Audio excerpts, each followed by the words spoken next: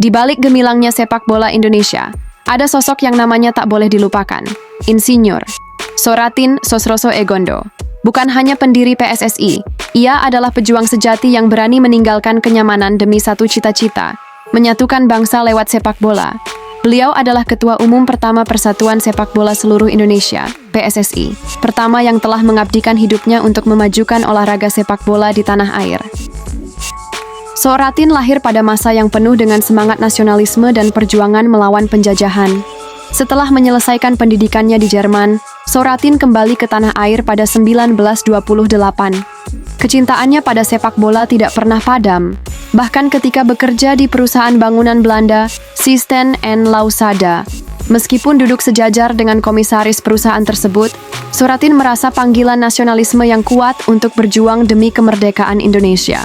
Keputusan besar dalam hidup Soratin terjadi ketika dia memilih untuk mundur dari pekerjaannya di perusahaan Belanda tersebut.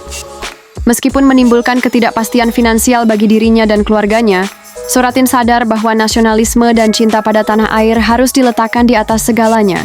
Dia memilih untuk fokus pada perjuangan memajukan sepak bola sebagai wadah untuk menyemai semangat nasionalisme di kalangan pemuda Indonesia. Perjalanan hidup Soratin penuh dengan tantangan dan pengorbanan. Pada 1940, dia pindah tugas ke Bandung dan harus menghadapi kesulitan ekonomi serta tekanan dari pihak Belanda yang terus berlanjut. Namun, semangatnya untuk memajukan sepak bola Indonesia tetap berkobar, bahkan di tengah kesulitan yang dialaminya. Dengan tekad yang kuat, Soratin aktif mengadakan pertemuan dengan tokoh-tokoh sepak bola di berbagai daerah seperti Solo, Yogyakarta, dan Bandung.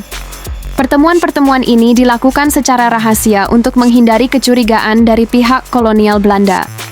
Melalui upaya yang gigih dan penuh semangat, pada 19 April 1930, PSSI resmi didirikan dengan kehadiran wakil-wakil dari berbagai bonden sepak bola di Indonesia. Pengabdian Soratin terhadap bangsa dan negara tidak pernah surut. Meskipun pada akhirnya harus menghadapi kondisi keuangan yang sulit dan sakit-sakitan, Soratin tetap setia pada misinya untuk memajukan sepak bola Indonesia.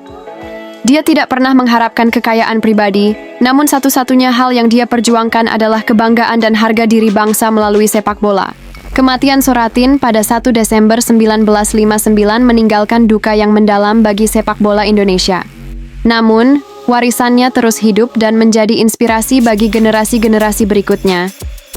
Nama Soratin diabadikan dalam berbagai trofi dan turnamen sepak bola di Indonesia, sebagai penghormatan atas dedikasi dan perjuangannya yang luar biasa. Sosok Soratin Sosroso Egondo tidak hanya menjadi simbol perjuangan dalam dunia sepak bola Indonesia, namun juga sebagai contoh teladan akan semangat nasionalisme, pengabdian kepada bangsa, dan keteguhan hati dalam menghadapi segala rintangan.